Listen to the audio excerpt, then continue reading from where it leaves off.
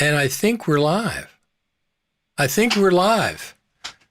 Are we? Are we live? Do they hear us? Do they see us? I think they are seeing us today. So over here, oops, wrong way. Over here to my, I thought this way, Brad Olson, everybody, from Off the Tracks. From Off the Tracks. He's here joining us today with Final Cut Friday, which I started a couple weeks ago, and it seems to be pretty popular. People like that regularity of coming to a Friday and knowing there's going to be something about Final Cut Pro. So nothing happened this week, did it? Final Cut Pro news-wise, kind of sparse. Well, certainly no Apple news to speak of. Yeah, nothing. A lot going on in the Avid world. I don't. Yeah. There's a lot going on everywhere. Yari says hi, world. Richard. Yari says hi, Richard and Brad. Yes, you are on. So those are one from Facebook, two from YouTube. That's what I'm going to make sure everybody's seeing us. And we also should be on Twitter. But you know what's weird about Twitter? It's on Twitter too. But the weird thing about Twitter is it doesn't show up in my feed. It just has a link. The video doesn't show up in my feed. Like if I post a YouTube link in my Twitter feed, the actual video icon will show up and you click on it and it'll play. But so far the Twitter ones, they switched over from, used to be Periscope, and now they just, their own thing is broadcast, and it just shows a link. So, but it's on there too, and Twitch TV. I have like 2 followers on Twitch TV. I've only been there a couple of weeks, but you can broadcast live on Twitch TV. So Twitch TV, Twitter, Facebook, and YouTube all at the same time. Now that is technology when it works. When it works. So we're going to talk about Final Cut Pro 10.6, of course. And did you order a MacBook Pro, or are you going to, or what's the deal with that? Yeah, I placed a MacBook Pro order through a local reseller here in Utah called Expertcom. Yeah, I know them. They offer some deals on the hardware, and also since I'm a film and TV business, I get sales tax free in the state of Utah. Okay. So they said it would come mid to late November. Okay. I'm sure everybody's curious. What MacBook Pro did you get? Is always the question. So I ended up maxing out pretty much everything except for the SSD. I went for a 4 terabyte SSD instead of an 8 terabyte SSD, but I got the 64 gigs of unified memory. Yep. And I did the 32 core GPU, and I did the 16-inch model. So it's not a cheap machine by any stretch. Not at all. Still less than a Mac Pro. Yes, about half the price, or a little less than half the price. Yeah, and I'll be trading in my current 2019 MacBook Pro, which will cut the price down a little bit. So, how much did they give you for that? Somebody said it was more than I thought they were going to. I don't think it'll be much. I don't know. I think the latest chart I saw was like $900. I could probably sell it for more. Yeah. Outside, but I just don't. I don't know. I don't like dealing with. Unless there's somebody out there that wants to buy it. Yeah, exactly. Figure that out. Well, that's interesting. I have a 15-inch 2019, and it was $1,150, I think.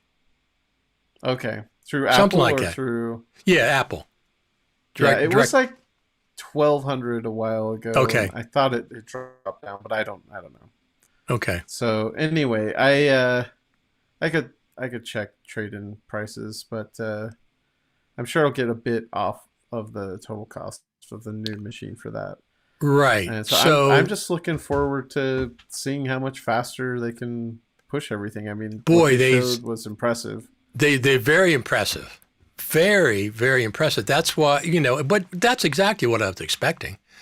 I was expecting a fast, machine. People have been talking about the M1s, how fast they are for the last 9 months. And I keep saying, yep, I'm sure they're good, but I know the new Pro version is going to be even better. And apparently it is. I mean, 16 gigabytes of RAM, that's hard for me. I don't care. I know it's unified memory and all that. I understand. But it's hard for me to get past that 16 gigabytes of RAM. So I said, no, I got to get more than that. And also the 2 Thunderbolt ports. There's Well, no way I can deal with that. No. 5 years ago, when they took away the card slot and all of that, it was pretty depressing in a way. And also, I remember everybody was really upset about the limitation of 16 gigs of RAM. Yes. So it's, over the years, they added more memory to the machines and they made them beefier, more powerful, but we were still stuck with those 4 ports. I, for one, did not love the whole USB-C charging port. Not just because of the safety issue where the MagSafe, can click off, but it seemed like there was monitors and docks that advertised they could charge your computer. And right. With my 16-inch MacBook Pro, that never seemed to be the case. It never seemed to actually offer enough power. My battery would drain. It would say it was charging, but I don't think there was enough. It was like maybe a 60-watt connection or something, and it just was not enough power. Go back to a MagSafe is great for me, and so we lose a port. We used to have we have 4 ports on the old 4 Thunderbolt ports on the old version, right? But right. Mine has been occupied by one of those ports has been occupied for just power anyway. Well, exactly. So you're not really losing anything at all. You're not really losing because you had to use a port to charge it, and that was one of the Thunderbolt ports. Yeah. So and then I agree. But here's the interesting thing. Look, we had the 2013 Mac Pro. That was the clip I was going to play. Phil Schiller saying, can't innovate anymore, my ass, right? No, you can't innovate anymore, your ass, because that was you had one, but it didn't last. The professionals that needed more horsepower, Apple came around and they did the event where they invited the professionals in. We hear you, we hear you, we hear you. And they came out with an 8 PCIe Mac Pro because that 2013 was not what professionals wanted. Okay? It wasn't. It was not. That's why Apple turned around. They did the exact same thing with the iPhone. Smaller, thinner. Well, wait a minute. In order to put good lenses in, we got to go bigger. So the iPhone is bigger now with bigger lenses. Same with the MacBook Pro. Exactly the same thing. Thin it down. Put the touch bar in there. People don't want the touch bar. Take that out. Took the HDMI out. Took the MagSafe out, took the card reader out. Oh, people, that's what Apple was telling us, right? You don't want this stuff. So we know.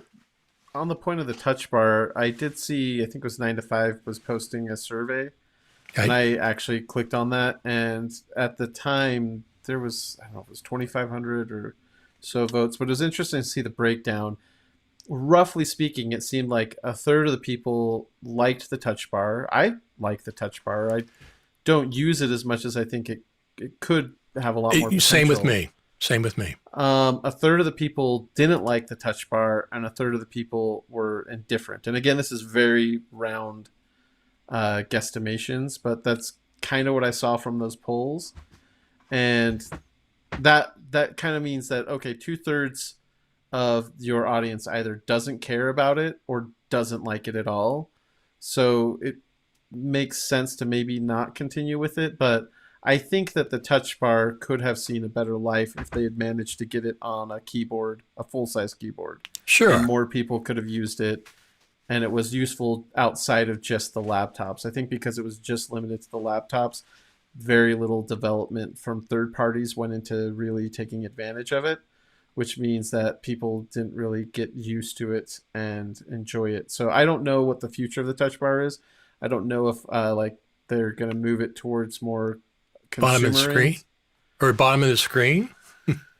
Or yeah, I don't know what what the game plan for it is. It may just fall by the wayside and be gone, which is a little sad. It was an interesting era, but honestly, the performance gains and getting my HDMI full port HDMI back is much more important to me than the touch bar.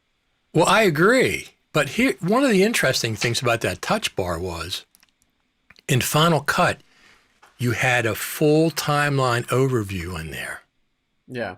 Right, which LumaFusion has, which Davinci Resolve has. A lot of them, the NLEs have that full overview. Soundtrack Pro had it.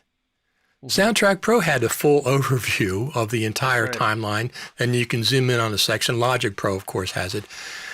So they did it in the touch bar, but they didn't do it in Final Cut Pro. That was always like, I don't quite understand. You do it in the touch bar, and other NLEs do it in their apps, but you didn't do that full overview, like at the bottom. Like I think Resolve has it at the bottom of the viewer, which I really find handy. I really like that. Yeah, I really liked scrubbing clips using the touch bar. And when I'm on like the iPhone and you're in the Photos app and you want to trim a video, it has that similar like touch bar kind of interface within points, and that type of UI would be really interesting in an NLE where you could just click and or touch and drag your in and out points on a clip. So maybe we'll find some things that they learned from that come back in another form. Maybe we'll get a Final Cut update where they throw a timeline overview either in the middle, like Resolve does it on the cut page, or that's where it is. Yeah. Under the viewers in LumaFusion, which is fantastic. I think it's it's always great to have an overview and be able to click down further, especially if we had like timeline based markers that you could then click on the overview. Oh, absolutely. So I don't know. We'll see what the development of the product looks like moving forward, and what they learned from the touch bar and what they can maybe bring into the UI in other ways. So Apple. Oh, sorry. I was going to say clearly Apple's not interested in making touch screens on their laptops because this new version doesn't have that. But they went for an insane XDR display that rivals the 6K 32-inch display in terms of the specs. I was going to ask you about that. Has more backlight zones than the full size one, so it should actually look a little bit better, even though it's a smaller screen. So, but you have to realize that Apple has touchscreen MacBook Pros on their campus that they're working with, because like they've done them in prototype form. Yeah, exactly. You know darn well they're doing those in prototype. They have them on campus, and at some point it's just going to be economically, what the heck. And they'll if they do the touch, Final Cut Pro touch version and the Mac OS touch version. I mean, do you want to gunk up your? I guess my screen gets a little gunked up. Well, here's your XDR display. You know what I guess you do it with an iPad Pro. So if you look at the iPad Pro and the keyboard, and you put that's a touchscreen MacBook Pro, and I'd love to be able to use the pencil on a MacBook Pro touch screen. Use the pencil to draw things and move things around. So what do you think about Sidecar / now they're going to have that, what do they call that? Unified handoff or something, or unified. Yeah. Where you can just drag something from one app on the iPad straight to your computer. That's pretty, if that works, that's going to be pretty interesting to do that. No, at some point they're going to have a touchscreen. It's like Steve Jobs saying he's holding up an iPod. He goes, who wants to watch a video on this thing? Who wants to watch a video on this small screen? And then, of course, a year later or 2 years later, he had this video on the small screen.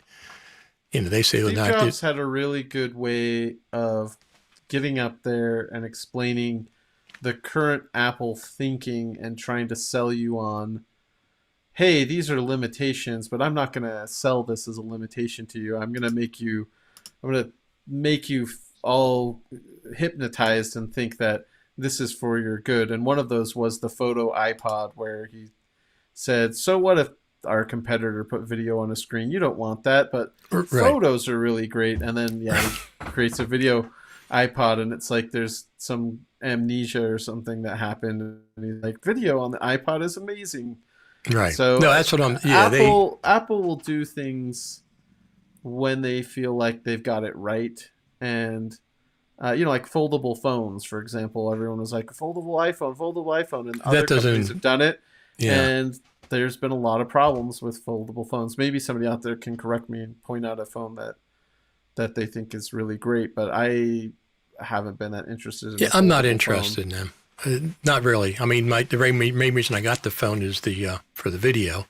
All my phones the last couple of years since the iPhone 6s Plus has been for video. I don't I use them for phone and texting, but that's not a reason to upgrade, right? Yeah. Not for me. But when they do video, like this year, they did a dramatic increase in video capabilities from the 12 to the 13. Okay, you got my attention. You got my attention, and I'm going to buy one, which I did, of course, as soon as it came out. But so let's talk about the MacBook Pro some more, and then we'll go on to Final Cut. I ordered the exact same thing as you, except I got the 2 terabyte SSD because I don't edit my media on my MacBook. The one I have now is 1 terabyte. I have 2 terabytes on my Mac Pro, which is that another Jimmy John's? I'm going to mute myself for a minute. Okay, go ahead. So I got the same, everything spec'd out for the MacBook Pro. I got 64 gigabytes unified RAM, 32 gigabytes of whatever the GPU, the 16 gigabyte neural engine and everything. But I got the 2 terabyte SSD. Here's Brad still there. And I'll be getting that sometime in the next couple of weeks. They did this again. I don't know if you saw this, but there's been reports on Apple Insider and everybody else that Apple is once again doing the 6% cash back if you buy with the cash. I saw that. But I haven't been able to verify that's happening yet. I've looked and looked and looked because 6%'s nice. You got to get 3% anyway, but an additional 3% makes up my state tax. Yeah. Right? Yep. That's. I was going to ask you if you saw anything come through on Apple Cash, but not yet. But I've been checking. It said sometimes it takes a little while. Now, as long as they, give me the 6% for my order, which is not going to ship for like weeks yet, so it's not like it's ready to ship.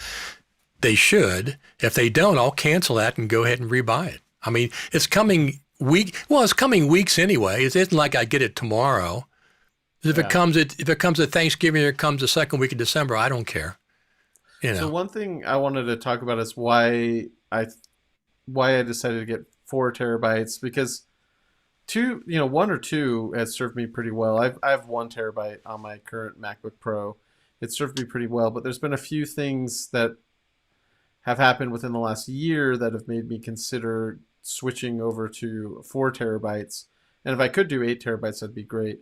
One is like remote proxy workflows, specifically using services like LucidLink or PostLive Drive or other things. Right. There's this need to have like a cache that needs to be a couple terabytes in size for some of these jobs. Really? And so like with LucidLink, it's basically a virtual NAS, and you pin files, and it caches them locally where you tell it to, and that cache you can designate how large it is. It'll obviously clear it out, but the larger you make it, the more files you can have pinned locally, which means you can edit with proxy media and Final Cut as if it was behaving locally, even though it's up on the cloud. So I was doing some jobs with that, and we were using like the little SanDisk SSDs that were connected to the drive. And I thought, it'd be great to just free up a port and have this cache internal.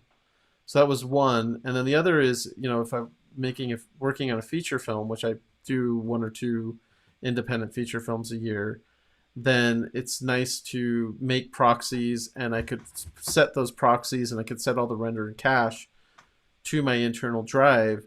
And then if I need to review and edit with a client or a producer or director or whatever, go meet them at their house, plug in. Now I'll have an HDMI port Sure. that Yeah. I can Yeah. plug in instead of a dongle.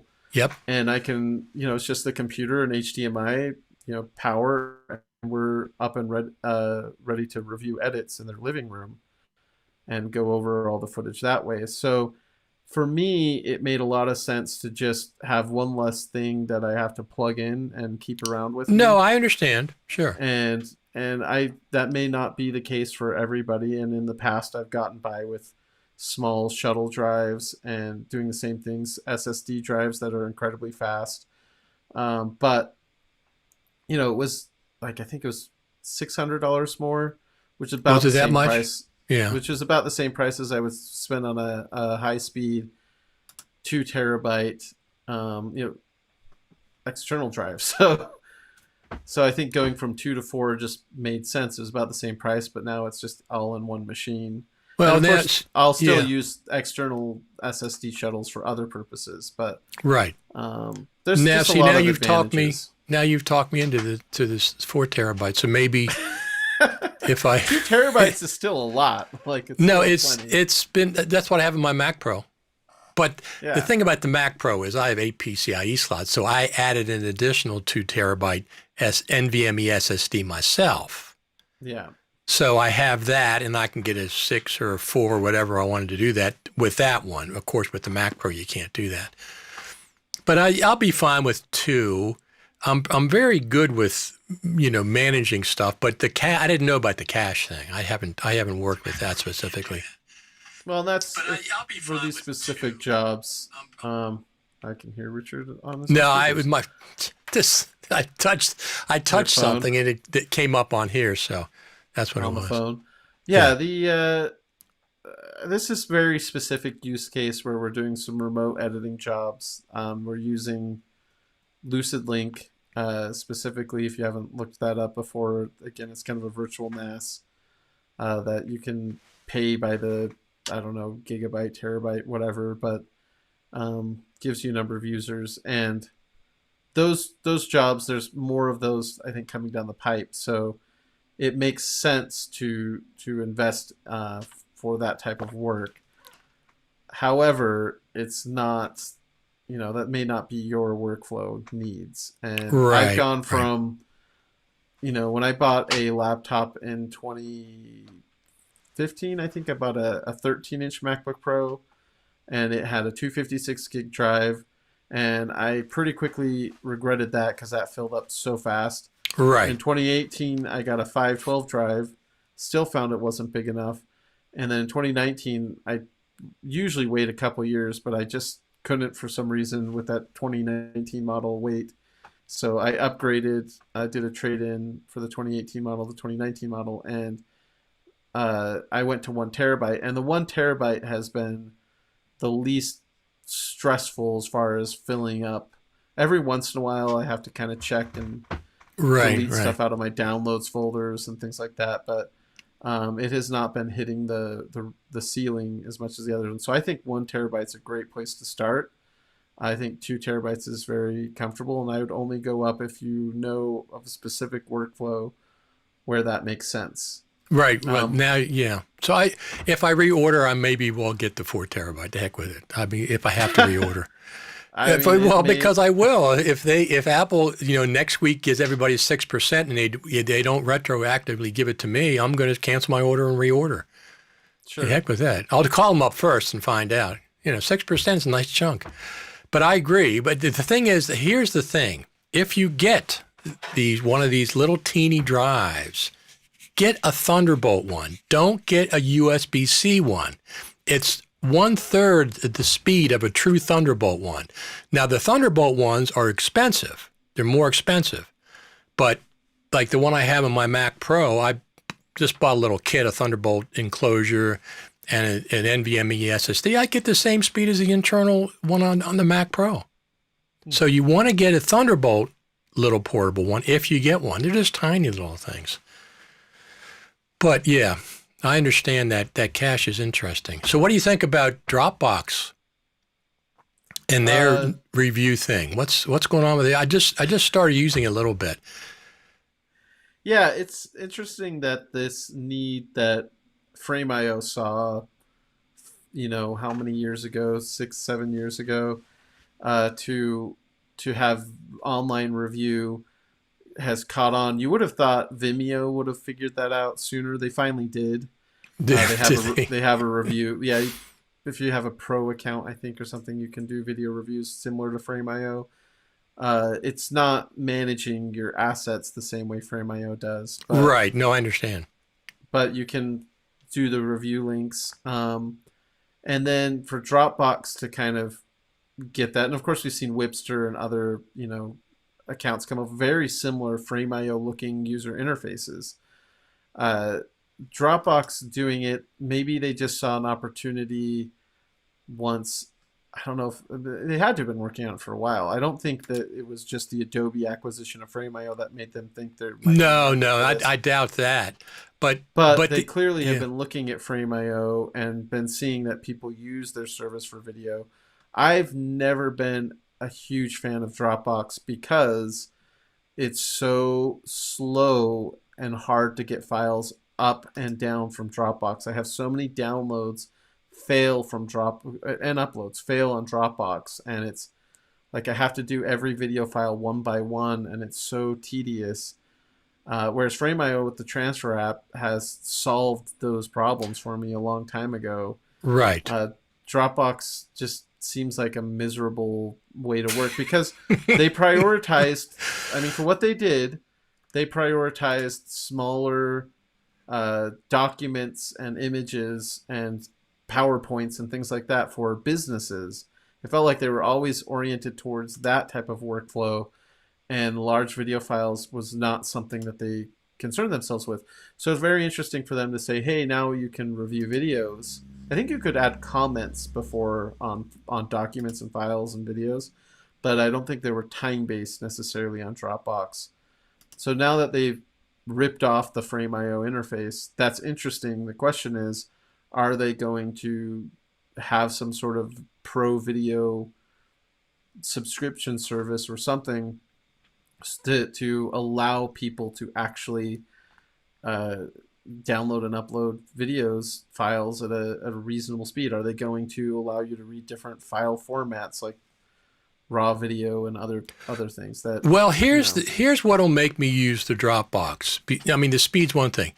If they don't charge anymore for it, if it's a part of your regular Dropbox account, so the betas, they're not, just nothing about if they're going to charge extra for it. If they're going to charge extra for it, I'm not nearly as interested. If it's included in the regular Dropbox, then why not? I started using it. Let me see if I have this here. I started using this just with a collaborator that I'm working on locally in DC. Mm-hmm. And we haven't really started it yet, but it's just you upload the files, you make folders, you can draw on the screen, whatever you want. Looking at that live review, is that something where you can hit play and you guys can be on a call together? Or? Yeah, and it's somehow even supported in Premiere and Resolve, where you can be working live, I think. Is that what it is? I'm not even sure. Work live? Well, in Resolve, it's dropping markers as they make comments. Okay. And so you can do all that. And once again, the live review, I think that's what it is here. I think I have to press play. Well, then if you hit join, it's for people. You add people. The main reason I would come to the keg was... So if it doesn't cost anymore, that's what I'm interested in. If it's just, a feature they've added. I'm certainly going to try it. Now you still have to upload, and I don't know if they do proxies. I'm not sure what they do as far as if they're playing back your original media. I don't know. Yeah. So we got a comment. I use SanDisk 1 terabyte, 6 gigabyte SATA card, SATA connector to USB 3, fast enough for my needs. Yeah, but Thunderbolt's faster. Thunderbolt's almost 2.5 to 3 times faster than the fastest USB, whether it's Well, USB-C. you got to look at your. I mean, there's two numbers here you got to look at because the Thunderbolt connection is super fast, but most drives will never come close. No, to I saturating understand. that. Understand. So you just got to look at if I'm buying this speed of drive, do I get that throughput through the USB? One nice thing about buying, say, a desktop drive that's Thunderbolt versus USB, not one of those portable ones, whether it's SSD or hard drive, is the fact that Thunderbolt will have pass through, so you can connect like another drive or a card reader. Okay. So I tend to like in buying a G drive, I tend to like the Thunderbolt ones more than the USB ones. I have a bunch of SSDs that I bought for my pocket cinema camera that are just USB, and I get the full bandwidth through USB-C for those. Right. But I was, prior to buying this MacBook Pro, heavily considering getting some sort of SSD or SSD RAID that was Thunderbolt, and adding it to this purchase, bundling it up, means that I'm not as anxious to have to do that. Yeah. Yeah. And now you've ruined it for me. Now I'm going to have to go back and get a 4 terabyte. So I just presented a use case. That use case may not apply to you. It does now. Thanks a lot. I could definitely get by on a 1 or 2 terabyte MacBook Pro, even the new ones, if I had Right. to. No, I understand. So yeah, I'm very anxious to do it. And I'm also not only anxious to try Final Cut, obviously. We're going to talk about the update in a minute, but Resolve came out with the umpteenth update today, 17.4, which is optimized for the new Mac Pros. I guess they got them early. I don't know. I guess Apple and them are talking, Blackmagic are talking together, and they got early versions, and they said that it's optimized for the 5 times speed, faster speed or whatever. Yeah, I think it's common practice for Apple to allow developers access to the new hardware and start figuring that out ahead of time. We had that whole that makes sense. Video during the event that was pro apps that were not Apple pro apps, but third-party pro apps, where they were all talking about their tests with the new hardware. So of course Resolve was one of those, Premiere was one of those, I think Cinema 4D and a few others. It makes sense for them to want them to be on board. And also, I hope it wasn't developers. It probably was more of the through the supply chain that these details got leaked. But we knew everything about the MacBook Pro. We did.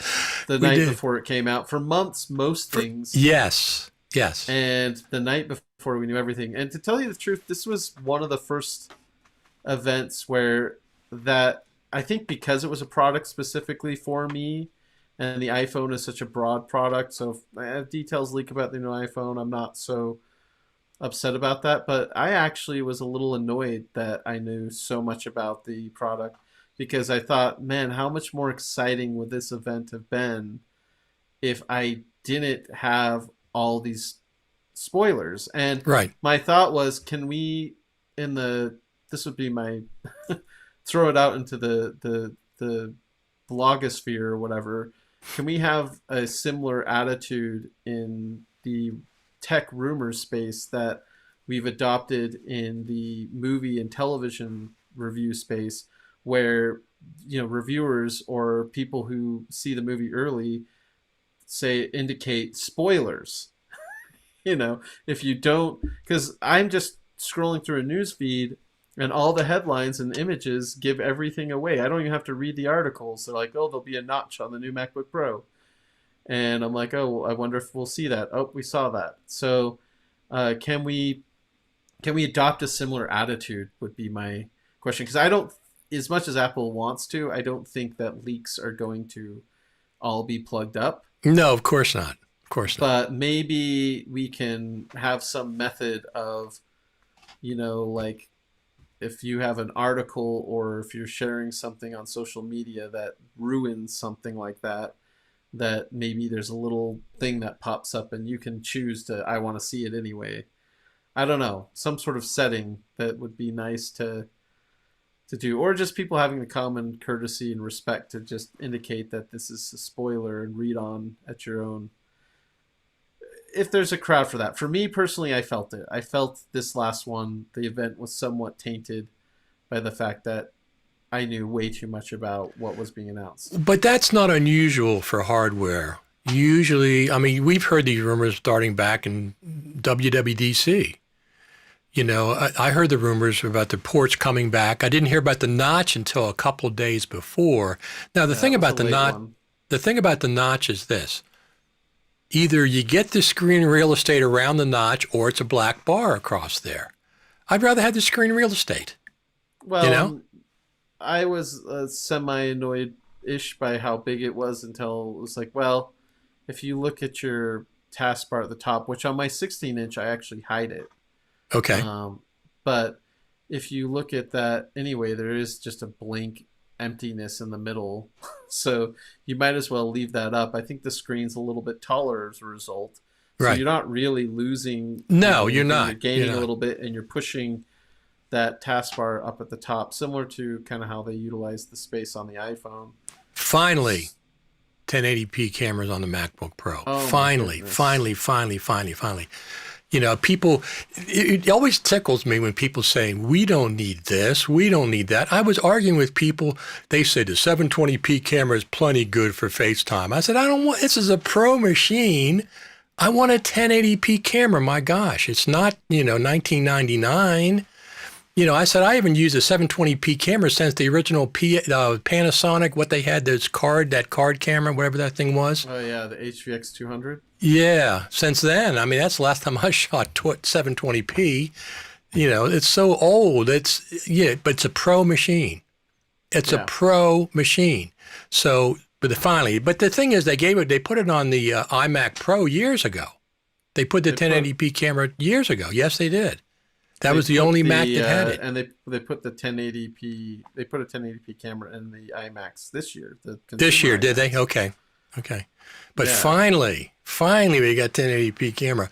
So that's one of the things that I wanted was 1080p camera, and everything else is there. HDMI. You don't got to use a Thunderbolt port for HDMI anymore. You don't have to use a Thunderbolt port for charging. I mean, a Thunderbolt port, for the MagSafe. And you've got 3 Thunderbolt ports on top of that, plus you have the card reader. You don't need a dongle for that now. But this is part of my thing about Apple. Apple says, we know what's best for you. We know that the round Mac Pro is what you really, really want and what you really, really need. No, it's not. And they reversed and came back with the biggest Mac Pro they've ever made with 8 PCIe slots. Same thing with the MacBook Pro. The 2016 came out, they got rid of all those ports. You guys don't need the ports. We know what's best for you. No, you don't. Listen to your customers. You don't know what's best for us.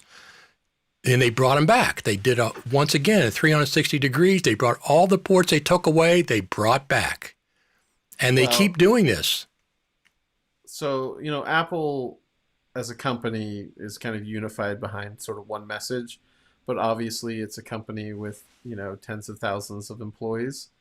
And I have to believe that for the last 10 years, there have been people in certain positions in hardware and other departments that have been incredibly frustrated by the pendulum swinging too far to form over function. Yep. And you move Johnny Ive out to his own company. And yes, he consulted and helped design the new iMac. And I think Johnny Ive's got some good taste. But he's not particularly concerned about sacrificing some function in the favor of form. It seems to me. Right. And so I think there were enough changes and there was enough feedback from users that those voices inside the company, I don't think it's just listening to the customers. I think there's voices inside the company that have gotten maybe promoted and are being heard more, and they're able to bring this stuff back to us that we wanted. I was shocked by what we saw in 2016. It's at the same time, I can see a future where maybe we have no ports at some point in the future, but it definitely felt like they were pushing that direction too fast in an uncomfortable way before everything else around it was ready for it. So Right. Right. the fact that they've reversed course, I think I don't feel like I need to point out like how wrong they were for the last 10 years. I It's think not a it's just relieving. It's a relief that they are on a track that services their pro customers the way that they need to. well, they've admitted they were wrong about the Mac Pro. I mean, Yeah. they had a whole public event where they invited professionals in, and they say, "What do you guys want?" What they admitted they were wrong, that they worked themselves into the thermal corner, as they should admit they were wrong. There's nothing wrong with that. That was I didn't, I never, I know you got one. I never cared for that Mac Pro. At that point, I just stuck with iMacs for all those years. I wasn't interested in it. Now the Mac Pro, yeah, this thing is a beast and it's fantastic. I mean, we'll see what they do with Apple Silicon, but going forward with the Mac Pro, but yeah, they did admit they were wrong. You didn't buy that ProRes accelerator card for you, No. did you? No, I don't work in ProRes. That's the wild thing, is that the fact that the acceleration is now built into the M1 Pro processor. Right. So it basically replaces what that Mac Pro card does, and that Mac $2,000 Pro card was $2,000. $2,000. Yeah. So here's the disappointing thing about that Mac Pro card. I mean, the ProRes card. I thought there'd be other cards like the ProRes card, either a red card or H.264 accelerator card that somebody would have developed and be able to put in these Mac Pros. Do they still make? They had the Red Rocket card. I don't know if they still make that card. But does that a PCIe card? Mm-hmm. Okay. So I don't know if that's compatible. I guess it is. But an H.264, H.265 acceleration card would have been, something I would be interested in. Not $2,000. I don't think $2,000.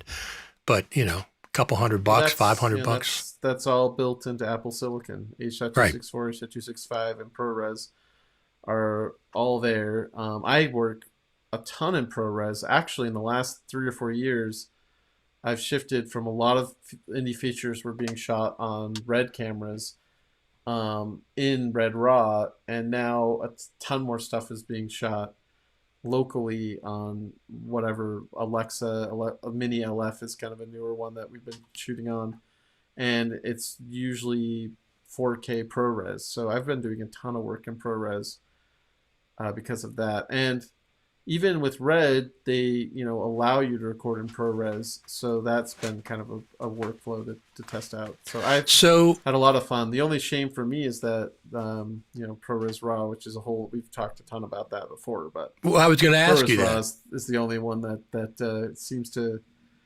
sit. Hopefully, with this you saw the new DJI camera, the really weird looking one. Very.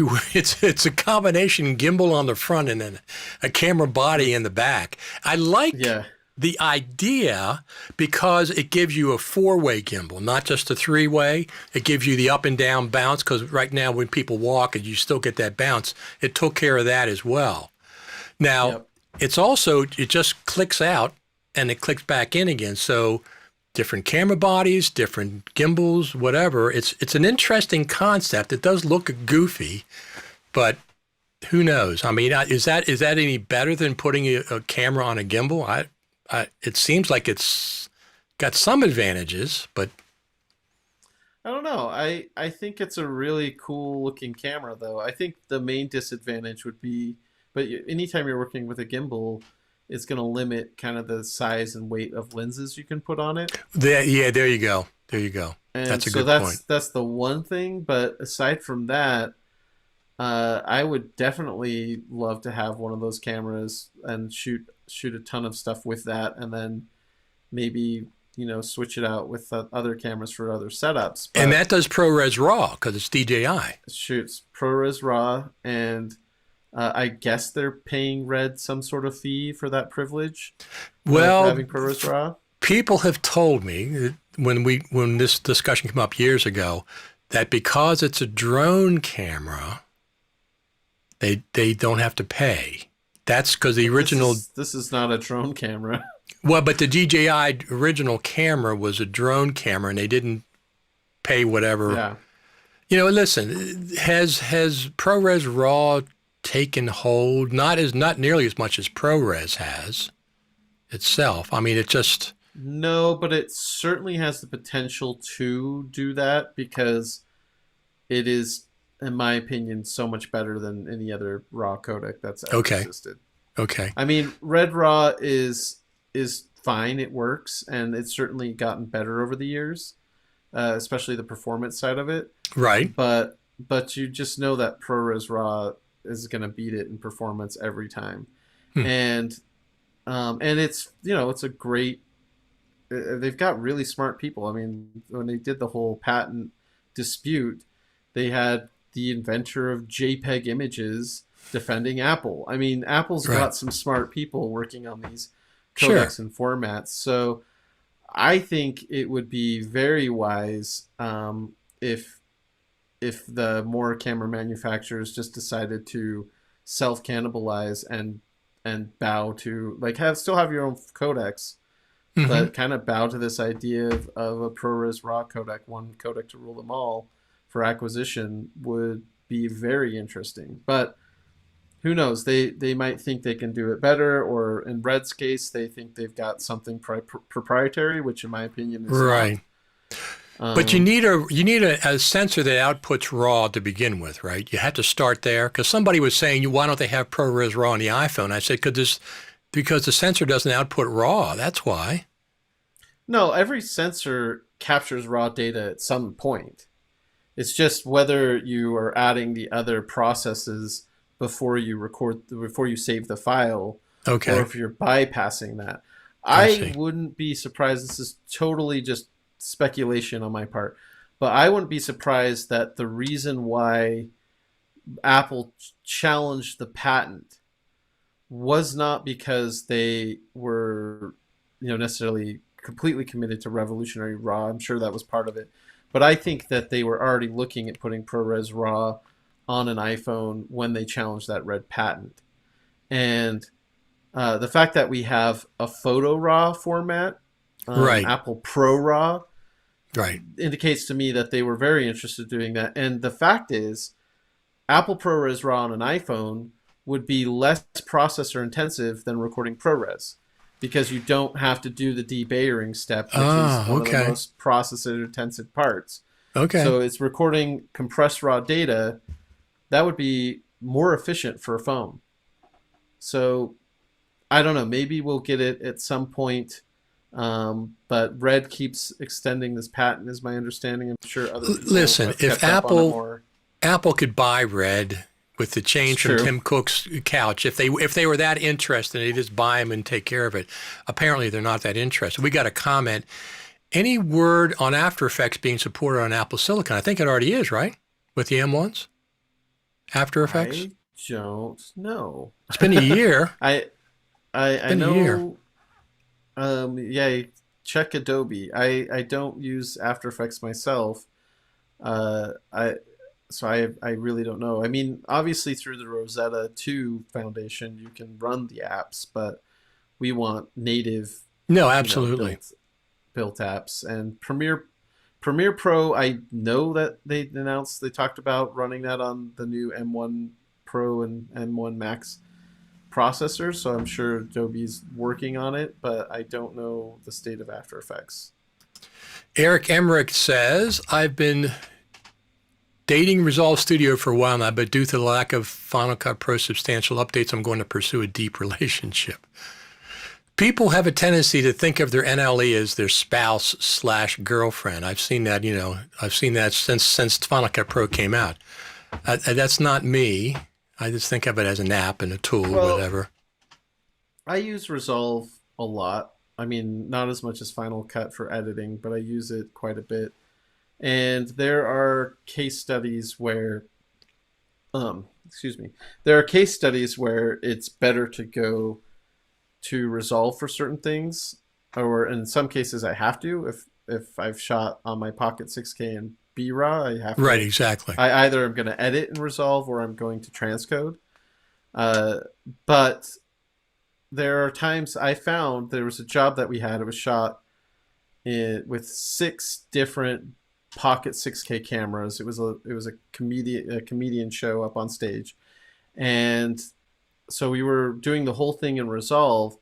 But this particular show, they had shot it where they just kind of rolled through all the comedians, Right. and I found I needed to separate each comedian out between the 6 cameras, and some of them were starting and stopping, which I found not to be my favorite thing to have to do. Point Right. is, I ended up, because of that, I ended up with a bunch of clips that in Resolve were a little bit difficult to organize. So I was making proxies anyway in Resolve or using Resolve. So I brought those proxies into Final Cut. I used keywords to identify each of the 3 comedians in the different shows, and I just made keyword collections to flag those ranges. And then based off of those keyword collections, I then made multicams. I slapped those on a timeline. I brought it back into Resolve, and that's how I synced and organized my footage, because Final Cut with keyword ranges is the fastest way to do that. I love ranges. Resolve doesn't have that. Now, that's a feature that's been there for 10 years. It's not a new feature Final Cut added that means I have to keep using Final Cut. And if Resolve is able to mimic a lot of that stuff, which, this new update has a lot of enhancements that move it in a more efficient direction, then who knows? But I'm not against the idea of using Resolve. I just find there's still things Final Cut does better for the specific task of organizing and editing. Right. And unless I see those types of changes in the design of the app, I don't think I'm that interested in completely moving my workflow over. And you don't have to. Nobody. Yeah, and I also like, this is the other case study I like Final Cut for, is I like making master files in Final Cut more than Resolve. I like when I get audio stems back from an audio mixer. Right. I like that I can assign roles to them, and I can also have my titles set up as a role, and versus the finished video, which is usually colored in Resolve, but I'll either have clips, timeline come back from Resolve with colored clips, or I'll have a full baked file, and then I set up the stems with that, and then when a distributor asks for specific things through the export menu and roles, it's very fast for me to deliver in Final Cut compared to figuring out all the track nonsense in Resolve. Right. So, I think if you want to dive into that and you don't hate tracks as much as I do, then Resolve can be the way to go. Yeah. Tracks don't bother me. But, clearly Apple doesn't have a huge problem with Resolve. They show it off like at every event now. They have it on the Apple Final Cut Pro resource page. One of the apps they recommend is Davinci Resolve. Now, I think they mean the color part of it. I'm presuming, because whenever they show it, it's always the color. It's not the NLE part of it. But since it's all the same package, you got Fairlight, you got Fusion, you got Resolve, Davinci Resolve, the color, and then you got the video editor all in one package, which is pretty interesting. I like Resolve. If I didn't have Final Cut, it would absolutely be the main one. But people, you don't have to quit one in order to use the other. Okay?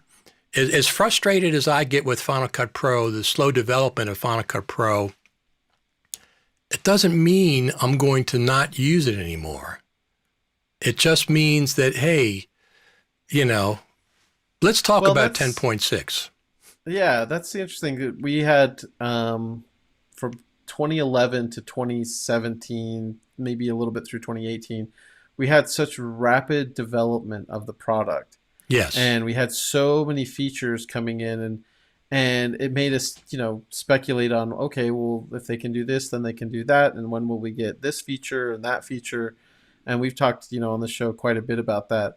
In 2019, it felt like a little bit of a slap in the face that we saw a preview at WWDC, and the Final Cut Creative Summit comes around and it's like, there's what did you have? We saw all this stuff months ago. What was new? Nothing was new. The only thing that was new was metal support, and we were told that that was a lot of work to get Final Cut and motion graphics, the graphics side of things, optimized and rewritten for metal. And then the M1s come out, and we were told, you know, that I guess I wasn't told anything, but I assumed, okay, I guess this is kind of like last year, to have native Apple Silicon support required rewriting the application or large parts of the application. So it's a big app. There was it wasn't as simple as it was back in 2011. So maybe that took a lot of work. 2020 comes, or sorry, that was 2020. 2021 comes around, and I'm like, wait, object tracking and cinematic mode, that's it? That's the only features we get after waiting all these years? And cinematic mode requires an iPhone 13. How many of the Final Cut Pro editors have an iPhone 13 out of the 4 million of them? I bet you not even half. So it only... I have no idea. I don't, but currently, but I'm sure it'll be a fun thing to play. I mean, well, cinematic the point mode, we can dive in. I just want to finish what I was saying here. I'm sorry, go ahead. Oh, it's just the surprise to me was when Chris Hawking he did a little bit of nosing around and pointed out that that large parts of some parts of the app are being rewritten from Objective-C to Swift. And it's like, okay, maintenance, but I wish there was some sort of, going back to the Steve Jobs era, the tick-tock cycle of OSs. Okay, do the performance enhancements one year, give me features the next year. That's fine, yes. But yes. This is 3 years in a row where it's yes. been performance. Now, yep. Apple's in a huge transition, and as an outsider, maybe I just don't understand how much that requires of them. The fact that the object tracker uses, ML, machine learning functionality, gives me hope that, okay, maybe all the content auto analysis stuff can be done faster and can be done with machine learning. But and so that's an indication of some really cool things that could come. But it definitely leaves you in a place where, am I willing to accept incremental updates that are smaller and less often, which have all been really good. The proxy workflow stuff from last year, but that was 10.4.9. really good. That was 10.4.9. That had nothing to do with Apple Silicon and all the other excuses, and Metal too, that they've been. I agree with you 100% that they've been telling us for 3 years now. Oh, under the hood. I care about on top the hood. Okay, like you said. I care about both. Well, but here's the thing: you should always be optimizing. You should always be optimizing. Always. You don't stop optimizing because you add some features. So, and that tracker looks fantastic. That tracker, I mean, as far as my little bit of knowledge of tracking, it looks really sophisticated. But that's a single feature. The cinematic mode requires an iPhone 13. So, and it requires Monterey. Mm-hmm. Two limitations so a lot of editors are not going to be using that feature. So basically, the majority of Final Cut Pro editors got one feature in 10.6. Now, once again, I understand that maybe the marketing got in there and said, we got to have this out for the MacBook Pros. That's fine. Then give us something in 10.6.1, 10.6.2, some meat and potatoes from the Final Cut Pro team, because at this point, I'm losing faith in the Final Cut Pro team. I really am after 3 years. Well, I am. After 3 years, 2019, Brad, you were there at the Creative Summit. Oh, yeah. I looked at Michael Yanovich when this thing was over. He looked at me. I talked to everybody. I'm not going to go into details about that, but you could look in the demo room in 2019. It was a desert island compared to hordes and hordes of people the years before, 2016, 2017, and 2018. You had a mock-up version of the Mac Pro that you couldn't touch and couldn't take any pictures, and you couldn't. It was it was really disappointing, from a, standpoint. And like you said, right after the Creative Summit in 2019, they came out with the MacBook Pro, and they couldn't have shown us that at the Creative Summit. Oh yeah, that was really obnoxious. That they invited some elite YouTubers to New York days later. And I'm not to slam. I mean, Justine has participated in the Creative Summit, and I think that's awesome. But it just felt like, you could have given us something, and you had something that we could have gotten somewhat excited about. And someone somewhere up the chain, I'm just gonna blame Phil Schiller. For whatever reason, said he's a fellow now, right? Leak. Some kind we of a don't fellow. want this to leak from the Creative Summit, and it just was a miss. They could have combined the YouTuber, the Jonathan Morrison and those people could have been at our Creative Summit. They could have combined it and made us feel like we mattered, and they slapped us in the face and said, "Know your place," and that's it stung. It definitely stung. I still bought a 2016 or 2019 16-inch MacBook Pro. Yeah. So maybe maybe I've just got Stockholm syndrome, and I'm slapped around. Yeah. And I bought this machine. This next one that's coming out. I've got that. It looks phenomenal. Phenomenal. That no matter what your software is, that thing is going to. I mean, I'm sure there'll be some software like Avid that's not compatible, but for most of us using modern applications, that next one is going to really, really help me with my work, and that's the most important thing. You talk about being married to the NLE. It's like I need to consider what's going to bring in money and keep me working. And for the last 10 years, Final Cut Pro has been a secret weapon for me. So and it's given me opportunities in the last 2 years that I would not have had had I been on any other editing system. So on one hand, you have people who are jumping ship, quote unquote. I'm going to leave Final Cut Pro and I'm going to DaVinci Resolve or Premiere. But on the other hand, you have the apologist that Apple can't do any wrong, and everything that they do, there's a reason for it. You don't understand how much work it is, blah, blah, blah, blah, blah. No, I'm in the middle here somewhere, okay? I'm not jumping ship from Final Cut. That's not going to happen. I have 20 years in Final Cut. But I'm going to use Resolve more until I see. The thing is, it would not surprise me to see an update. I know I'm the eternal Final Cut Pro optimist. I would not surprise me to see. Lost faith. You're losing faith in the Final Cut team. So I'm losing faith in their ability to innovate, Brad. And I tell you why. I don't pay attention to words. I don't pay attention to promises. I pay attention to action. The action in the last 3 years where it's all underpinnings. It's this, a secret sauce, this, Metal 2 secret sauce, Apple Silicon secret sauce. Now it's the whatever it is. That's fine, but everybody has to do that. You should always be concentrating on performance. Give us something. I mean, 10.4.9 was a great update. A shocking update. It came in August with the proxy workflow. 10.5, how many editors did it affect? This many? Because it was all about Apple Silicon except for one feature for whatever. 10.6, the tracker is a big, big feature, and I really think that's really cool. But one feature for the majority of Final Cut Pro editors? So if you come out with 10.6.1 and 10.6.2 and you add these features, start adding these features back in under all these invisible, we can't see these foundations, that's fine.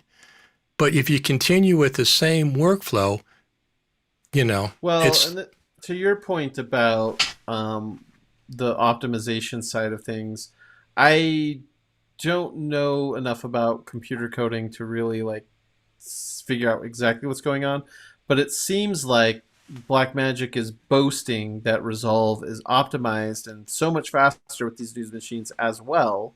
Right. I think they said something like in their video that they would have 11 streams of 8K operating on a new MacBook Pro.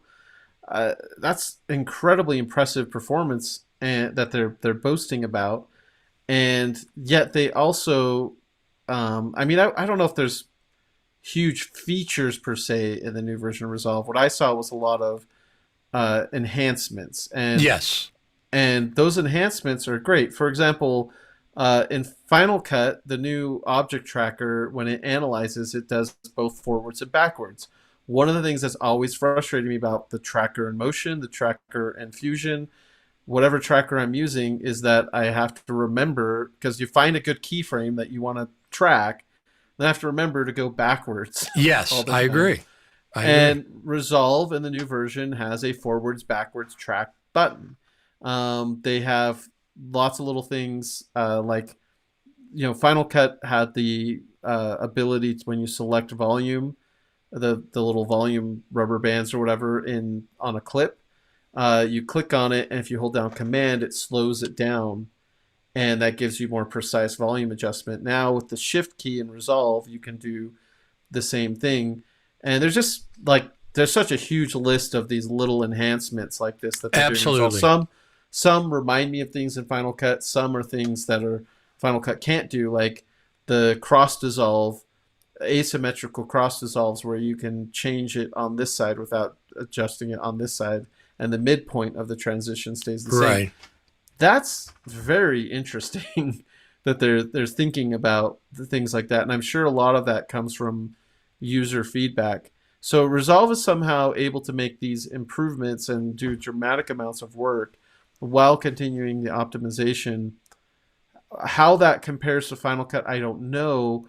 But what I do know is in previous versions of Final Cut versus Resolve, there are some things that Resolve does faster, like rendering and exporting.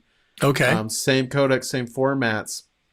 And I don't know what they're doing over their Blackmagic to get away No. with some of this stuff. I mean, they must literally be performing some Blackmagic rituals, and Well, cutting off the heads of chickens and Well, throwing this it into is the cauldron, because I don't know what they're doing. this is exactly the point. You can do both.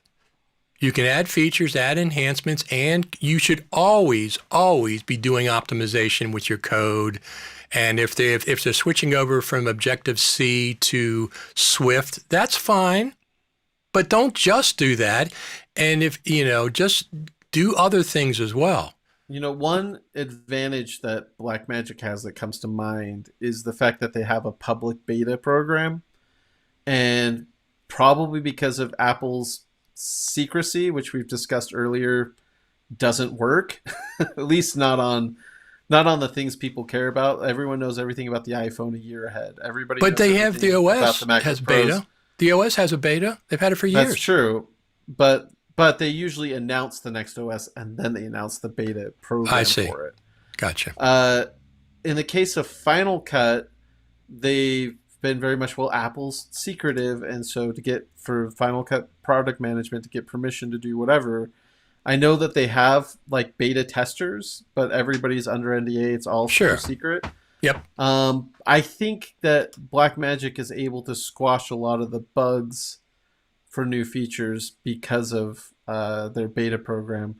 And one thing I wish Apple could do is look at Pro apps differently than they look at other products, and maybe pre-announce some things they know they're actually doing, and give us they don't have to give us all the secrets away and let their competitors get a head start, but give us some sort of 6-month public beta testing program would be awesome. And I think it would keep you very happy and other users very, very happy, knowing that these things are being worked on. Anybody. Yes, Premiere is buggy as heck. Yes, exactly.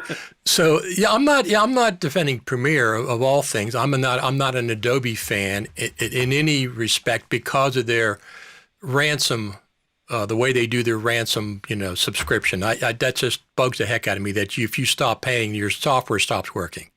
The version you have on your machine now will stop working if you stop paying. So when you're 70 years old and 80 years old, and you're not making a living off it, but you still want to edit your family videos, you got to keep paying them and paying them and paying them into your grave. So the idea is, Final Cut, I've been with it 20 years. I'm a big proponent of it. I'm not an Apple fanboy, okay? I'm not a Final Cut Pro fanboy. I don't follow it carte blanche. I don't say, oh, they can't do any wrong. Oh, they're doing this and you can't criticize them. Yes, you can. You can criticize them. But that doesn't mean I think that they're never going to innovate again. When you deal with people, you base your relationship on trust, okay? So at this point, I haven't seen the action that the team can innovate in the last 3 years, with the exception of a couple of small things. Under the hood stuff, that's a different story. So can they get that trust back again? Yes. Yes. Can they get the faith that I had in the team all these years? Can they regain that back from me? Absolutely. And like I said, I'm not going anywhere. But I think that Blackmagic Davinci Resolve is much more innovative than Final Cut Pro has been in the last 3 years. It's just over one update after the other. Same conditions, working with the same hardware, same conditions, they have to work from home or whatever. Same conditions, they're working with Metal 2 and they're working with this and that, but they're doing much, much more. Yeah, I don't have much to add to that. Well, like I said, I'm still here. I'm still doing Final Cut Friday, and I'm doing Final Cut Pro Radio, and I'm doing FCPX.TV. That I have. I think the hard thing has been because of the pandemic. Prior to that, starting in about 2015, when they started doing the Final Cut Exchange things at NAB, and they did the Final Cut Creative Summit. It gave us an opportunity, at least 2 or 3 times a year, to interact with some of the designers, the engineers, and product marketing, the product managers at Pro Apps. And because of the pandemic, it feels like we as a Final Cut community have been cut off. And even though they're still holding virtual summits, we get presentations that are not as direct as what we were used to before. Right. We didn't have a demo room. We couldn't go up and tell them what we wanted. Now, granted, even if you were at those events, it's not like you could say, hey, when's collaboration coming? And they're like, oh, yeah, we got that on the roadmap, and it'll be out in fall of 2022. Like, they were very tight-lipped about the future of it, but you at least were like, they were there, they heard me, they nodded their head, I hope they understood. I hope they go back and talk about these things. And we've been largely cut off as a community. So one thing I would look forward to next year is getting back to the in-person events. Oh, absolutely. And at least being able to have that, not that we want to like pile them and corner them in a room and bark at them and yell at them, but have that actual interaction. It'd be wonderful, because I hope that their designers are still actively working away at cool new things that they think are going to surprise us, delight us, and really just help us with our work. I was hoping I'd see it now. I know you're talking about a 10.6.1. Based off of how the last 2 years have gone, I'm not holding my breath that at the Creative Summit there's some giant announcement. Okay, well, I think they're going to just double down on what they've already shown us. I think they're just going to but I'm not interested in that. Are you? We have 20 YouTube videos showing us all the features of 10.6. If that's all they're going to do, I'm not really interested. If they have something to say, hey, we have a roadmap. It's free. Well, if they have something that say, hey, we got a roadmap, we got something to show you, whatever, that's fine. But if you're just going to show us the same thing that's on YouTube and all the videos we've already seen, that's nothing that special. But let me just play this for us a second here. This is my backyard the other night. Dear. I woke up and eat all your flowers. They did. My girlfriend told me. She said they eat all the flowers. But this is the herd of deer. They look mostly female. I think there might be one male. There's a male there with, no, that's not it. But yeah, just look at it. I get up at a certain time and I feed we have outdoor cats, community cats. I feed them and I turned the outside floods on and there they were just out there. But besides that, speaking of the Creative Summit, here we go. Good times. When I got my technology, he set it up for me. Right. I did, yeah. It's Jasper. Mr. Post Lab. I have an app up right now. It has how big the brains are, and it's going off the charts. Don't point it. Going off the charts. Does that mean that there's a lot of inflammation? We've all got cranial big. inflammation? Yes. When you point it over at Brad and I, it goes down. No. It's not a live tracker, is it? It goes way down. That's the fun we have at the Creative Summit. I mean, that's phenomenal that I love that they have it at the same place each year so far at the Juniper Hotel. It's like the perfect venue. It has the rooms. It has easy to get places and buy things. They have a Starbucks across the street. They got a grocery store across the street. I really, really missed it. Initially, they were going to have a hybrid event this year, but then that changed to just the online event. So I'm interested certainly in that. Now, the interesting thing is they're saying that this event is live from the spaceship campus. And sure. I'm wondering if it's going to be at the Steve Jobs Theater, like they used to do, rather like last year, everybody was in their own office, own cubicle. And it probably was pre-recorded last year. It seemed like it was. No, I think it was live last year. But they switched locations though. They switched from one guy's office to the next person's office to the next. You can't do that on like OBS or whatever. Well, but I'm going to see. No, they were doing it. I thought they did it on WebEx, right? Oh, you're right. But yeah, let's get them all together. They just switched. Yeah. It would be nice to have them presenting from the same space. The Steve Jobs Theater is pretty big, and it would be empty. And so I don't know if Pro Apps would be able to go to the events people and say, "Hey, can we use this?" Well, but the thing is this. I mean, the Apple events are from the Steve Jobs Theater.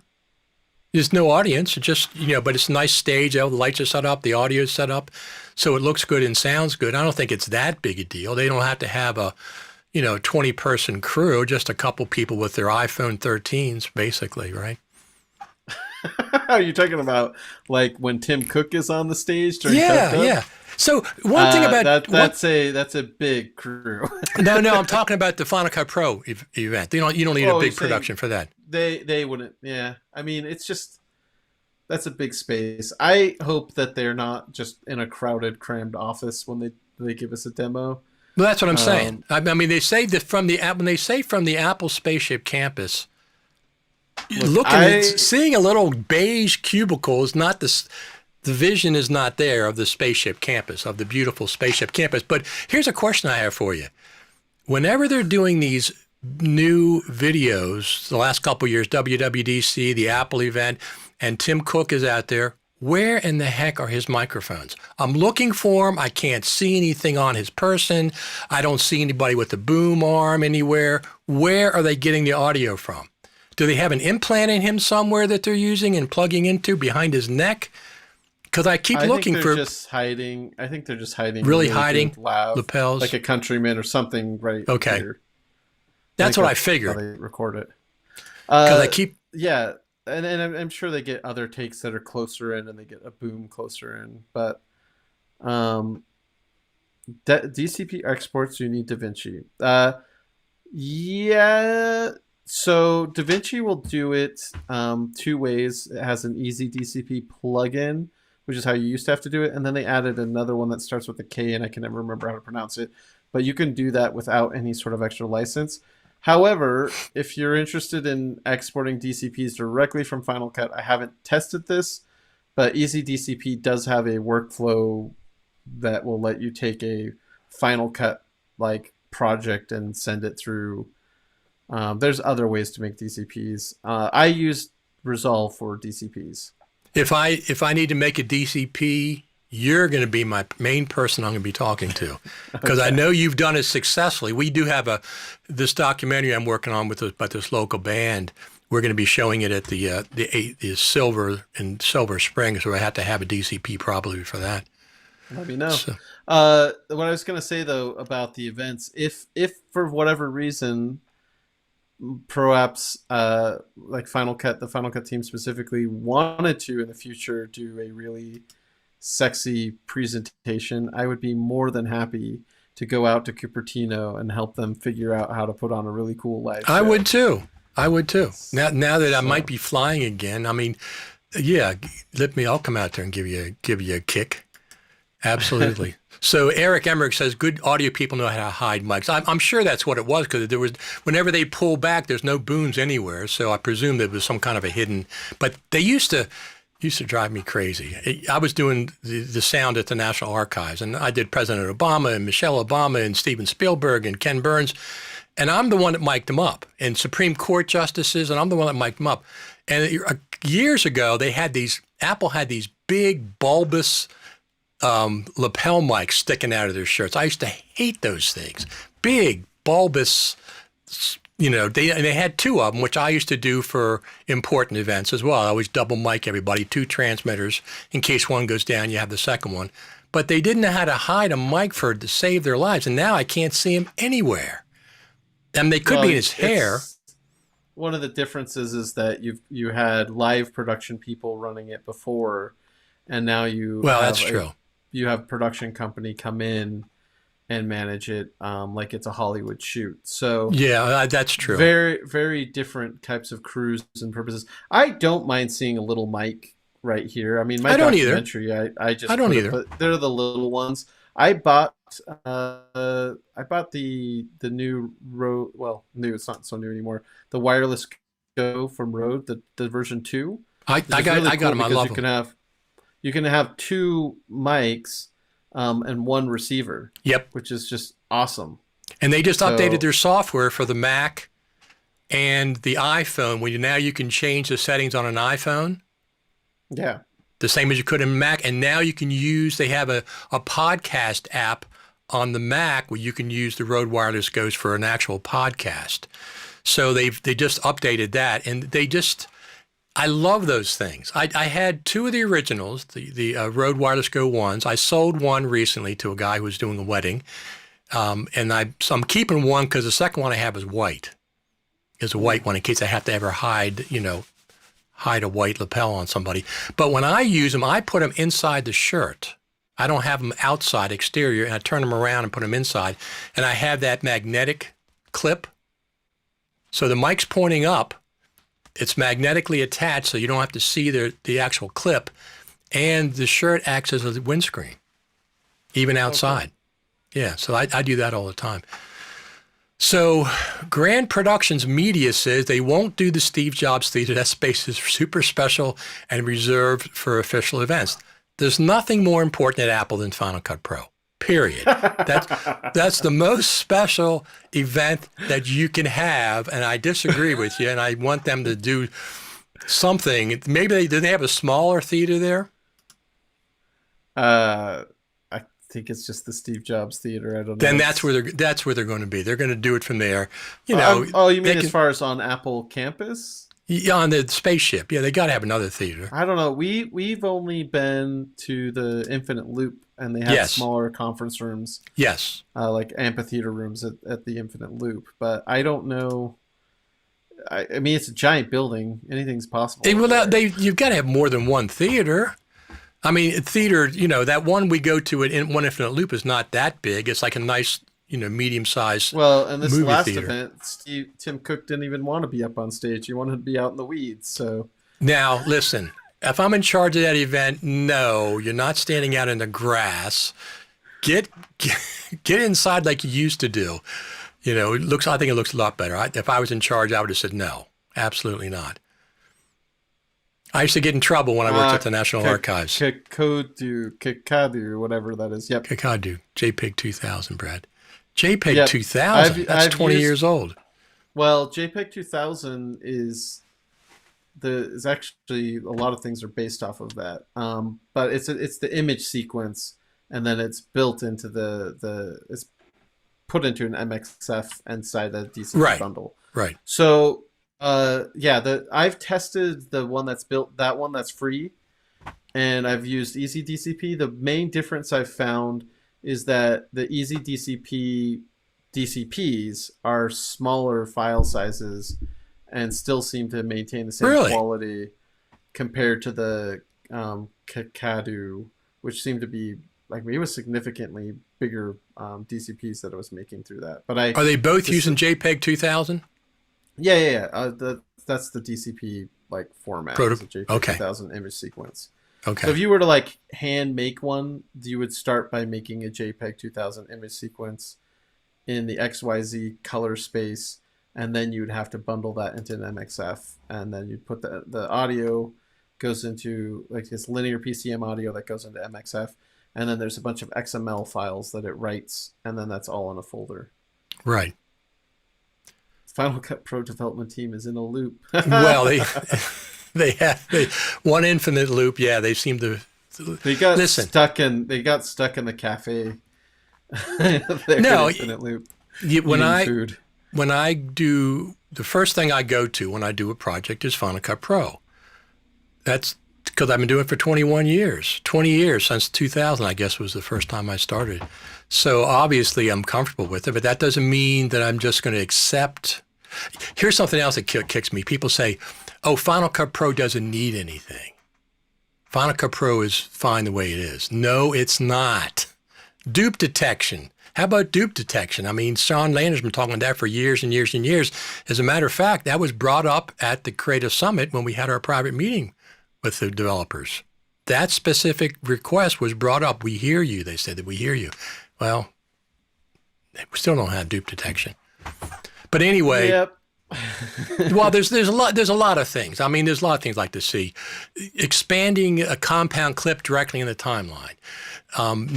Same with the multicam. Instead of jumping to another timeline, expand right into timeline so you can see a relationship that you have with existing media. Flatten the multicam. But people say, "Oh, now that I got the tracking, I don't need anything else in Final Cut." Okay, that's fine. I do. Well, good for them. Yeah, good for you. I need lots of things. Honestly, I mean, I've been making money using Final Cut Pro for a decade, and absolutely it works. I just, it's always nice to see new features, and I'm surprised when new features are introduced. Most of them quickly right away, whether I thought I needed them or not, become things I lean on and rely on. Proxy workflow was the enhancements last year. That was a great thing. Yeah. I don't know how I would have. I'm like, how would I have done all this work this year? I guess I could have still done it, but it's like leaned on that so much. What was the other feature, the one feature in 10.5 about copying a library and being able to, make proxies at the same time? There's one feature in 10.5 that had something to do with when you copy a library. It was a quick way. They made it a lot easier if you had a shuttle drive and you wanted to go on the road to copy your stuff over to a new library and generate proxies and only copy the proxies over to that new library.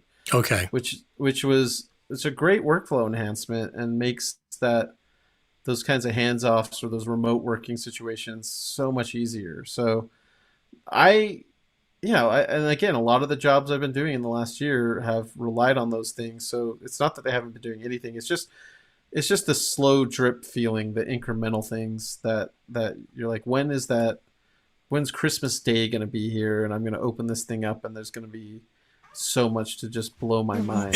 Well, that's exactly correct. You were talking earlier about getting the leaks for the MacBook Pro and you didn't like it because you knew everything about it. It's like getting spoiled for what your Christmas presents are going to be. That's exactly what it's like. I mean, I don't mind about the Mac Pro so much, the hardware, because that's what happens. But Final Cut, so there's a couple of bugs in 10.6. Philip Hodgetts and Alex Gollner and Andreas Kiel discovered that he could not import XML into Final Cut 10.6. But there was a problem with It worked in the U.S., but if you're away from the U.S., there was a problem with importing language problems. Language thing. So that's why I said 10.6.1 is going to come quickly, at least to fix something like that. Chris Hawking said, it's also worth noting that Motion 5.6 templates aren't compatible with Final Cut Pro 10.5.4. So if you roll back Final Cut Pro, make sure you roll back Motion 5.5.3 as well. So that's two things. And then there's a couple of other issues with waveforms not redrawing or not appearing or something. I've read that's why AC3 audio does not work. Is that what it is? That's one thing. Just AC3. Yep. So if you've got anything, I mean, the most likely scenarios, you've maybe ripped a DVD or Blu-ray or something. But if you've got some video clip that has AC3 audio for whatever reason, you'll have to transcode that somehow before bringing it into Final Cut, because it doesn't currently read it, which has something to do with the way the code looks at audio channels now. Okay. But I'm sure they'll get around to fixing it. Yeah, 10.6.1 will probably be here hopefully be here before the summit, so that they fix a lot of these issues. The 10.5.3 to 10.5.4 was the fastest bug fix in Final Cut Pro's history. 3 weeks in June last year. 3 weeks, 10.5.3 came out, and within 3 weeks, 10.5.4 came out. That's the fastest it's ever happened. It's happened in 4 weeks and 5 weeks before. As a matter of fact, it happens more than a dozen for a bug fix after a release. But 3 weeks is incredibly fast. So we're not even at week 1 yet. But that's a pretty big one. So the workaround, according to Phillips, says before importing XML to Final Cut Pro 10.6, change the region to USA and language to US English. Import the XML, revert to your preferred region and language. So that's how you get around that particular bug. Yeah. So Christopher says XML is awesome. Export to Davinci. So that's pretty rock solid, exporting Final Cut Pro XML to Davinci. I haven't tested it since 10.6 came out, but they always are improving the XML to Davinci workflow, and compared to any other like EDLs or Premiere XML or anything else, I found that the Final Cut to Resolve handshake is one of the best, if not the best. Well, that's great. Interchanges. That's great. There's little things you got to watch out for, and it always helps to simplify your timeline. But it handles speed changes. It when you bring stuff back from Resolve, your effects that you had applied in Final Cut, this can be a gotcha, but they come back in.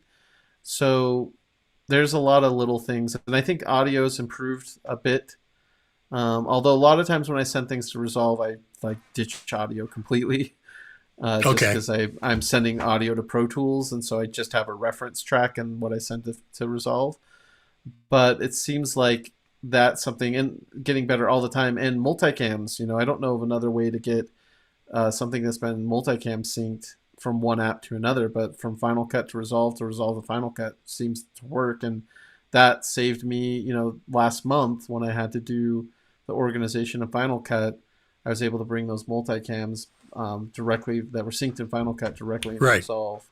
So that opens up a lot of workflow possibilities that don't exist in other applications. Right. Or between other applications. Absolutely. So what do you think about NAB April 2022? You think that's going to happen in person? I mean, have they announced that that's the month? Because they announced it. They announced it before they canceled. That's one of the when they announced it. I said, well, then they're going to. I said in August that NAB. I don't see how it could happen. And then they announced the same day or the same week. No, we hope you come to April. It's the last weekend in April 2022 to that version. So they're going back to the spring, which I like better. I don't like NAB in the Creative Summit, 1 month apart. I don't like flying that much. Yeah, I'm looking at that comment. Well, I've been using the Resolve Final Cut workflow for the last 6 or 7 years since Yeah. 2013. Right. So I'm sure there's others who know more.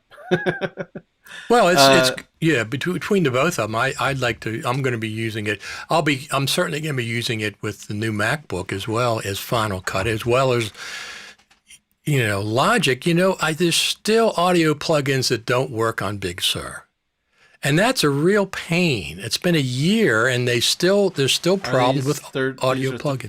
Third party, yes. Third party plugins. Darn it.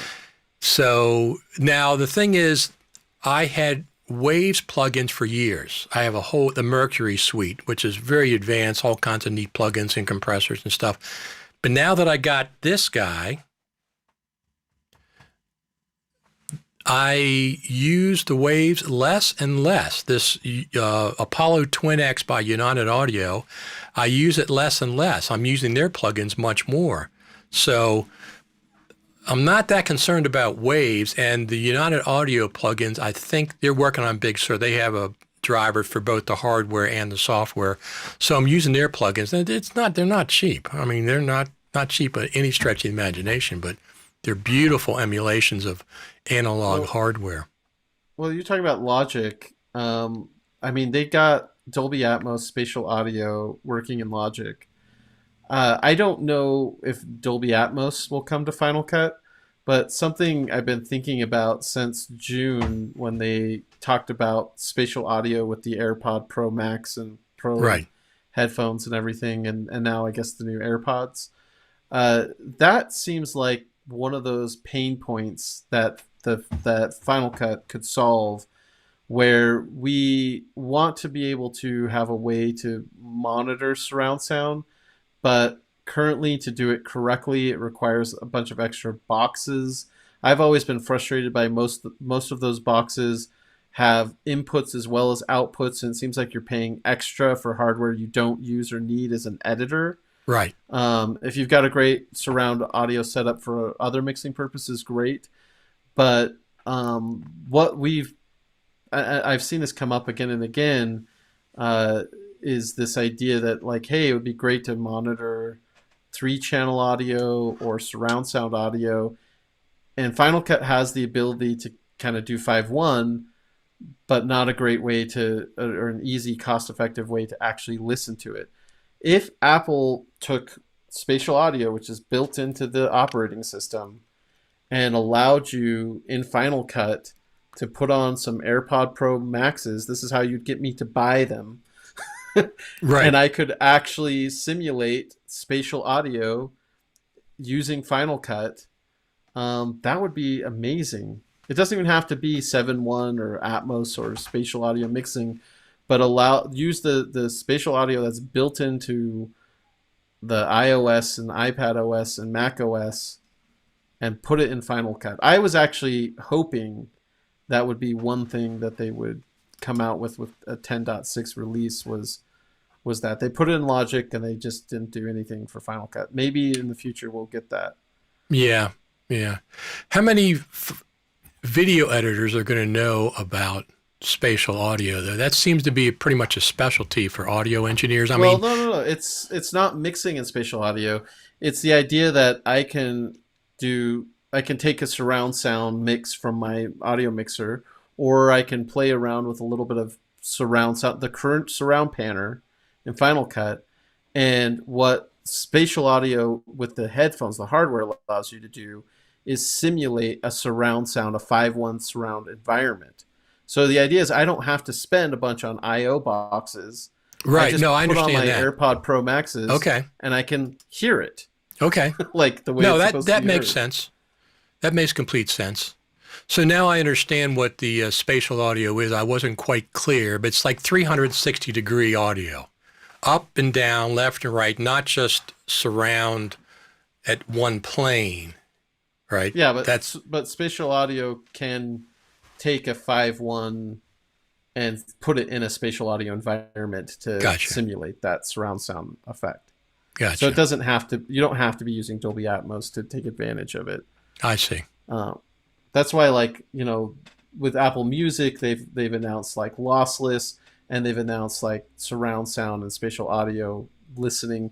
And the idea is that if my MacBook Pro is right in front of me, it can be fixed. The surround sound can be fixed to that screen. So when I turn my head this way or that way, the center channel is simulated in that space right there. The left and right are here. So it's like I'm in that room. That works with my AirPods Pro right now. I was amazed. I'm like, I turned my head and something changed. Then I realized it was in relationship to the phone. And it's like, wow. Yeah. It's actually, you turn your head and it changes the balance of the audio. And it's like, it depends on where the phone is. Exactly. If the phone's over to the left, you hear it differently. That's built into the it's built into the OS. So just whatever you have to do to put it in Final Cut, please do that. Yeah, please and that's a great comment. 360 video in Final Cut, why not spatial audio? Absolutely. It makes total sense to explore match that VR world. Have you done any 360 video? I haven't actually dived into 360 video. I know that Ian Anderson at the Creative Summit and some of those guys were Steve Jobs. Steve Jobs. Steve Martin. Steve Martin. Steve Jobs. Yeah, they were showing it off. 360 felt like something that kind of came and was almost flash in the pan, like 3D itself, and then people aren't talking about it as much anymore. However, I do think that it is part of, along with things like cinematic mode, these are all building blocks to where we're going in the future of video production. So, and Christopher says he has. I liked Steve Martin showed a practical use case for it where you could shoot with the 360 camera and then extract different angles from it. Right. Right. I think that one of the things Tim Cook has talked about is his excitement for VR and AR. Oh, that's coming. Yeah, that's definitely coming. And that's one of those areas where if you know Final Cut and you do 360 video editing in Final Cut, I think it'll really set you up to do those types of videos well in the future. So I'm glad they put it in there. I haven't made as much use because of what I'm working on specifically, but I see a lot of cool applications for it. And I think that in the future, all cameras will probably at least be like 180 degree or 270 degree cameras, and we'll be extracting all sorts of angles and we'll be pulling focus later. We could go off on that for quite a while, but for years I've been saying this is going to be the future of cinematography. You'll set everything as metadata in the field, and then you'll be able to have additional controls in post. Is Apple ever going to make a professional camera?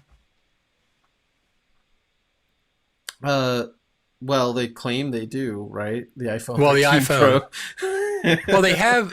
The one a couple years ago, they said they had 700 people working just on the iPhone camera. 700 computational photography people. And image enhancements going on. Well, I'm saying, could they possibly? At some point they're going to look for other products.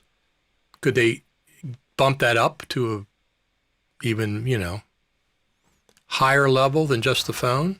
Possibly, since they have all the experience anyway, and it's something they're interested in. And they do need new products besides the car and the glasses. They have to have something beyond that. Something else interesting, talking about Tim Cook, he's announced his retirement is coming over the next at some point.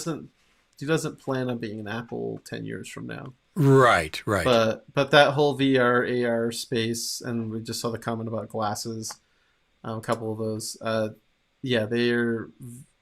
That's very much... it's very much going to be a thing. Because right now it's like, do I want to buy these bulky headsets? Not me. Which it seemed like that broke for a little bit. I don't know if people on M1s are using VR headsets or if that even works. Oh, I heard. Yeah, that's right. There was some kind of an issue with that. So if Apple came out with their own glasses, then they can bypass all that support and issues with Oculus and whatever else that have been there. I know, I have a eGPU. I actually bought it secondhand from a friend that I used with the 2018 Mac Mini. But the eGPUs are not something that, the M1 currently can take advantage of, which in a way, why would you want to? It's going to take more to write it over. And that's what I found with my 2019 MacBook Pro, is that the eGPU, even though it was a faster desktop card, it was like a AMD 5700 50th anniversary version, 8 gigs of RAM, really good card. But it was slower to connect that as an eGPU over Thunderbolt and get Resolve playback or rendering or files and use it as much as Resolve. That was slower than using the internal GPU on the MacBook Pro. However, the Mac Mini doesn't have a GPU, so that's where I decided to use it. Okay. There's my backyard. This is where the deer were. Yeah. I see that. They left their scat all over. Looks Yeah, they do that. That doesn't, I have an acre and a half, and it's fine.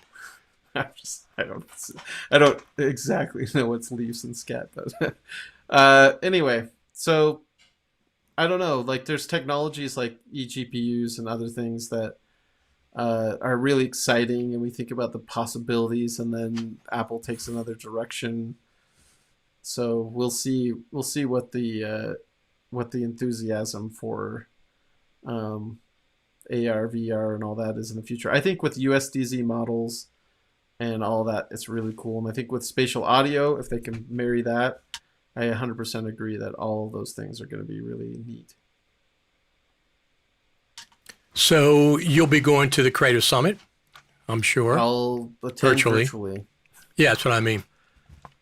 Yeah. I hope nobody shows up at the Juniper. Hey, Apple. where is everybody? We're on the computer. You know what, monitor. Richard? You and I will book the Juniper Hotel. We'll be the only ones, and we'll watch on our computers in the lobby. Yeah, exactly.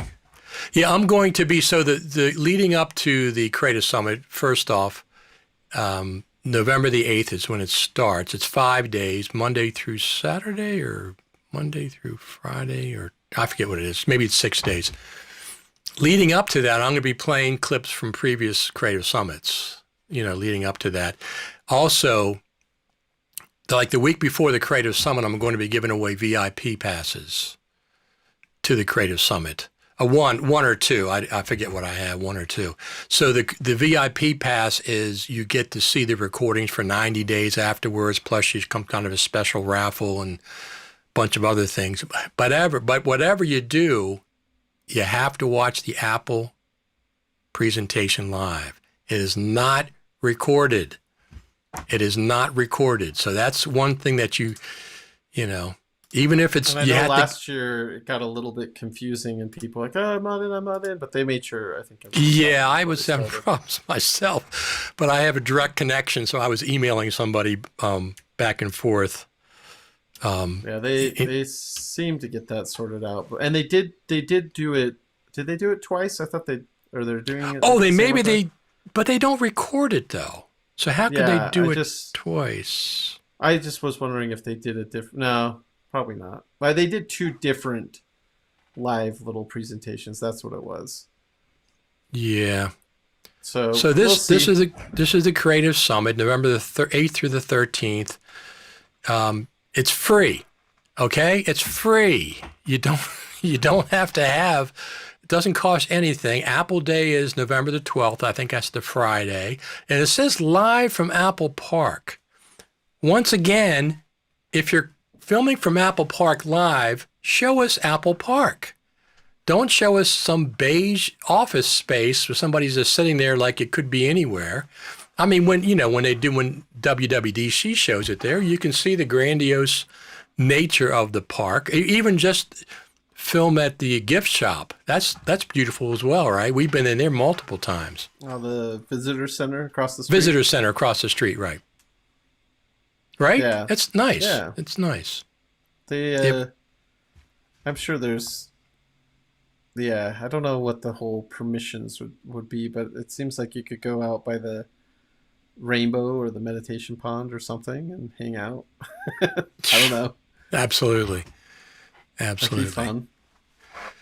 I think we've solved all the problems, all the issues people are having with Final Cut Pro 10.6. One side or the other. I'm in the middle somewhere. And, in as much as I'd like to see more features in a future update at any point that can happen, the underpinnings are there for the third year in a row. That's enough underpinnings. Let's go ahead and get some actual. Don't you think? I mean, let's get some features in here. There's some stuff we'd like to see. I really, really like color coding of clips. LumaFusion has it and Resolve has it. I think, and in Logic. I use it all the time in Logic. I really like that.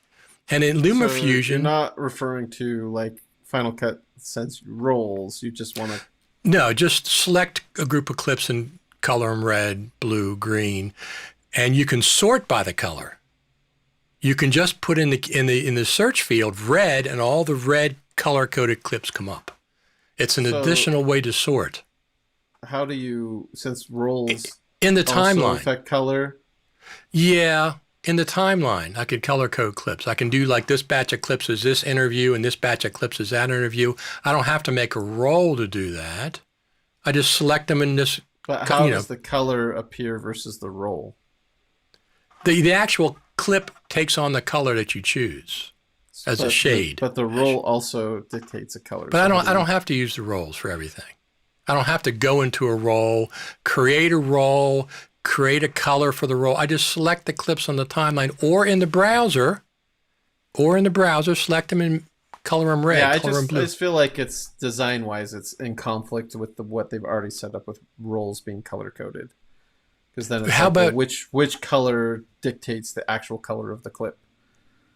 How do you? Well, right now, yeah. If you go into roles, you have to jump through the roles hoops. I use them sometimes, but it's like compound clips. I'm not going to apply a compressor to a compound clip and have to jump in and out of the compound clip to make adjustments to the audio files and all that kind of nonsense. Maybe if there was a faster way to assign a role rather than going through the roles editor, like you just bam, add a new one and boom, it's there. Or I guess maybe if I was organized. If there was a way to organize by role, can you set up a smart collection to organize by role? Anyway, I don't know. Well, the interesting thing is the joke I made before was when they gave us.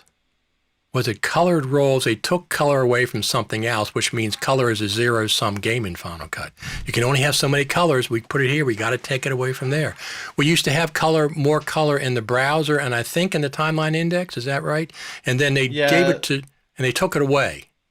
Yeah, the events and libraries and keywords all had different colors.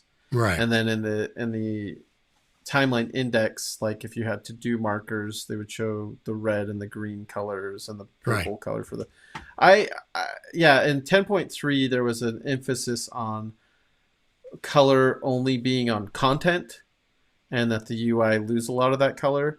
I think there's some areas like to do markers, for example, where they could bring that back, and that would be really, really nice. And wouldn't you like to be able to just click and drag a marker? Just click in the timeline and drag it. Nudge. I would so like to pick up a marker and move it. It seems so intuitive that it should be there. So that's one of the other things. There's all these little things. Cutting and pasting markers is very odd. And and just select it. Yeah. So whatever. Well, there's a lot. Those are enhancements, features. They're on the list. I mean, the one reassuring thing is, as slow as these updates are, things like column views was stuff I wrote in about, as did other people. These are all things that I've seen on lists. Object Tracker has been on the list for a long time, and Object Tracker is one that makes a lot of sense for their YouTuber crowd. Yes. No, I like the feature. It's just it's alone. It's alone. But it's like I said, the other feature, it depends on two things. Monterey. How many people are on Monterey? It's not coming out till Monday. And the other thing is it requires an iPhone 13. Those are two limiting features of that one feature. So you really only got the one feature in 10.6. And it's a big one. That one feature is very, very big. I completely understand that. But we need more. Yeah. We need more. I guess we have to see. Are we? The big question we're left with is it the new normal for Final Cut to get slower updates, or is this just a period of time where we're in a really big lull and we don't know when we're getting out of it? But when we do get out of it, are we going to have another 6 or 7 years of insane development? Right. That's what I want. I want something. I'm ready. I'm ready for the big if Christmas. I look into history as any guide, Final Cut 1 through 5 had a lot of feature updates, and 6 and 7 were basically nothing compared to the first few years. And there was a lull, and they rewrote the app, and we started over. And then we had 6 or 7 years of rapid development. For the first 2 or 3 years, there was totally key features that we had to have, and then there was lots of goodies added on top of that. And now we're back in this period where instead of reimagining and rewriting the app entirely, they're rewriting parts of it over the last 3 years. And I don't know what all that entails, but I sure hope we're coming out of the other end of that, because as much as I do love performance enhancements, and that does affect every day, I just want that feeling of Christmas morning that I got on a pretty regular basis. Yeah, absolutely. For the first 6 or 7 years of development of Final Cut. Listen, 2016, we got 10.3 at the Creative Summit. 2017, we got 10.4 a year later previewed, and then it came out in December. 2018, we got 10.4.4 at the Creative Summit. Okay, those are all major feature updates to Final Cut Pro around the Creative Summit. Is it going to happen this year? Who the heck knows? I don't really look forward that it's going to happen. Surprise me, Final Cut Pro team. Surprise me, please. And I think millions it's your of us. fault. You got too good at predicting updates, and they were like, "We'll show you, Richard." And then they're like, "We're not going to give you anything." So stop asking for it. There you go. There you go. Absolutely. All right. I think we've talked enough. It's only been 2 hours. Yeah. Time flies. I'm waiting for that Jimmy John's to come through your door and deliver you a nice sub again, like they did that one time. Yeah, there's not a Jimmy John's close to my house, and they don't make random house calls that I'm aware of. Okay. So we are going to have our MacBook Pros in a month or so, and I will see you, if not before. We always text back and forth all the time, you and I. I'll see you at the Creative Summit at one of the rooms, one of the breakout rooms. But I'm going to be playing clips from the previous 2016, 2017, 2018, 2019. I have 4 years of behind-the-scenes Creative Summit clips, okay, that I'll be, playing them in between sessions or in the mornings before the sessions start for the Creative Summit. And I do have a VIP pass, 1 or 2 that I'll be giving away once we get closer to the Creative Summit. You cannot win. You cannot win. I can't win either. I got to give it to somebody, one of the listeners. So it's only, look, by the way, the VIP pass is only $149 until November the 1st, and then it's $200. So if you're thinking about getting it, get it now. Don't be waiting. Thanks, Brad. Well, thanks for the comments, Christopher. I think he's commented the most. Yeah, Christopher. He's on the Final Cut Pro Radio TV Facebook page. He comments quite a bit in there. All right. Thanks, Brad. Thanks for stopping by. We got another comment. Thanks, Richard and Brad. Thanks, everybody, for tuning in. As usual, you guys and gals are fantastic. I appreciate everybody that stops by. Talk to you all later. Final Cut Friday. We'll see if we can keep doing these. Talk to you later.